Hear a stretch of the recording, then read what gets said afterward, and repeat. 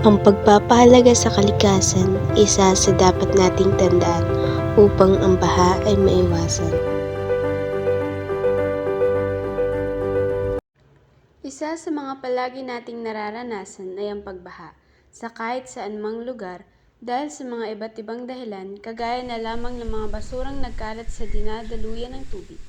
Ang pagguho ng lupa ay isa lamang sa mga naging resulta nito. Isa sa mga nakaranas nito ay ang Barangay Mambolo, Patag at iba pang kalapit barangay sa bayan ng Libmanan. Narito ang ilang pahayag ng ilang residente at maging ng kanilang punong barangay. Isa na nga dito si Ate Salve Constantino, isang residente ng Barangay Patag, Libmanan. Ayon sa kanya, unang beses niya lamang naranasan ang pagbaha na naging dulot ng pagguho at pagkatumba ng kanilang tahanan. Maging ang kanyang mga paninda ay nasama na rin dito. Ngayon kami takarato sina atong na paninda. Akala mi nga ni dahil na ni matitindog utro ta. May magkamunti dito. Nang bumaba nga kami sa kanilang gilid bahay, ay ito ang aming nakita.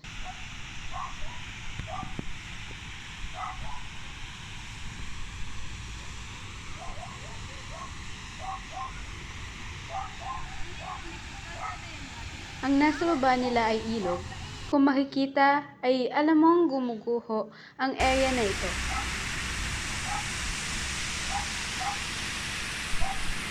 At ang aming kinatatayuan ay siyang dating bakod at palangga kung sakaling gumuho ulit. Ngunit dahil sa baha ay gumuho din ito.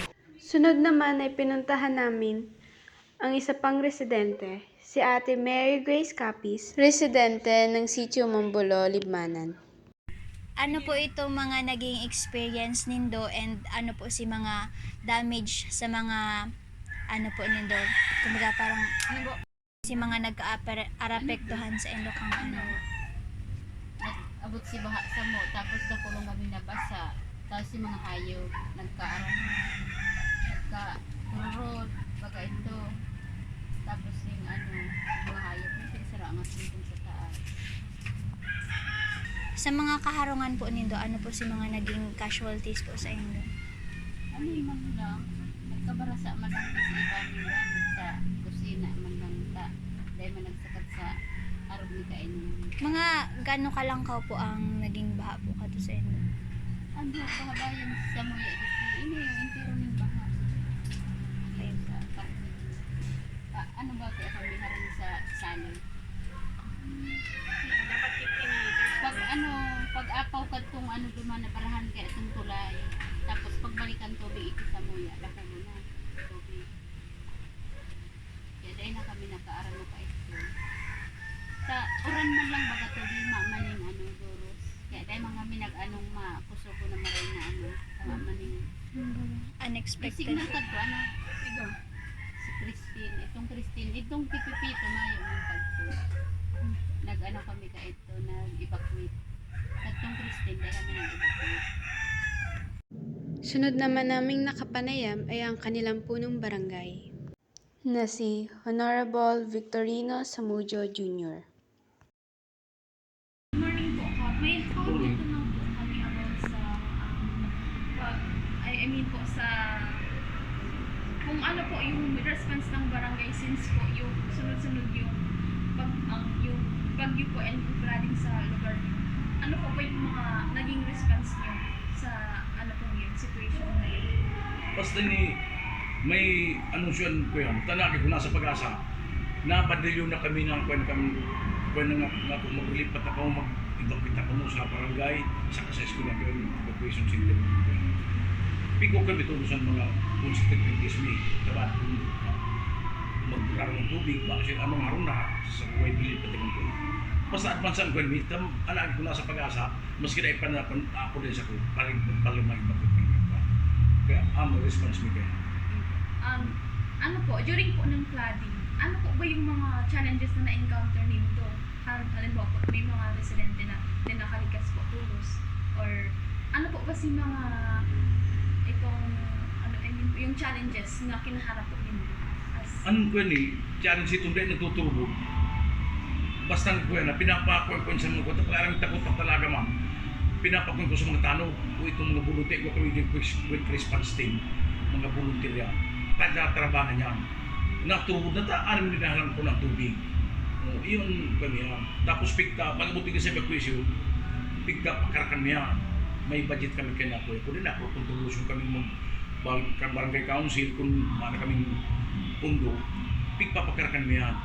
Kaya tamiling sufficienting wala dahil matutuloy. About po sa evacuation, may evacuation po ba nila kamo or sa school lang, sa school po? Iyo po, dahil ka po kay mamugan, may tugos mo isip ko kaya na mapagibong evacuation center. Sabi nga ni, habang iyang dahil pa nagibong evacuation center, pinainit ka ng meaning covered coat. Dahil na po multi-purpose dahil pwede na evacuation, pwedeng kawatan. Pag mo niyan, habang mayo pang evacuation center na formal na talagang ginibo, igit po sa barangay dyan, sa center, sa eskwelahan. Sa barangay yun. Ano na lang po, question na lang po. Ano po guys yung mga lessons na na-learn mo about po doon sa mga experiences mo po ito about sa ano po, sa pagbaka o sa mga ano po, sa Baguio? Ang lisod min ako yung kayan, sabi ko si mga harong na giro delikado po naman sa delinquenting lugar na harni sa tubig humang lugar. Kung pwede, maghanap na sindang ibang malalipatan na kuyan, na maistaran. Ta, dikit-dikit ako kung bangging mapusog ang tubig, mari po makakontoro sinda.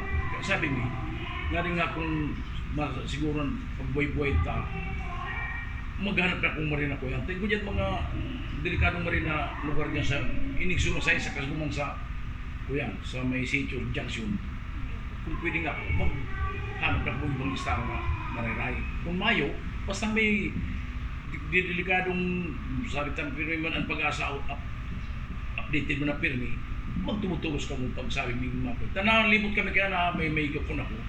Nasabi ko na araw ko yan, na grabing tubig.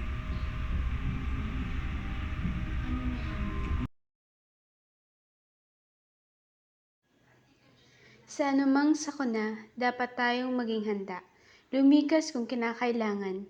Kailangan dapat nating tandaan na dapat unahin ang ating kaligtasan, ng ating mga sarili, ng ating mga pamilya. Mapabagyo man yan o pagguho ng lupa, dapat tayong sumunod at makinig sa mga opisyal na maaga pa lamang ay handa nang magresponde upang maging sila ay hindi na rin tayo problemahin pa. Pero pagkatapos ng sakuna, kagaya nila Ate Salve at Mary Grace, bumangon pa rin at magpatuloy, laging maging handa sa anumang posibilidad na dumating sa atin, natural man o gawa ng tao. Ang pagtutulungan din ay kinakailangan upang malagpasan ng mga ito. Maging alerto lagi at huwag matigas ang ulo. Sa bayan man ng Mambulo o sa kahit na saang lugar, palagi pa ring mag-iingat sa mga sakunang dumarating sa atin. Ako, ikaw, kami, o tayong lahat ay maaaring maging sanhi o solusyon sa mga sakunang dumarating sa atin. Kaya maging responsableng mamamayan. Sumunod sa mga batas.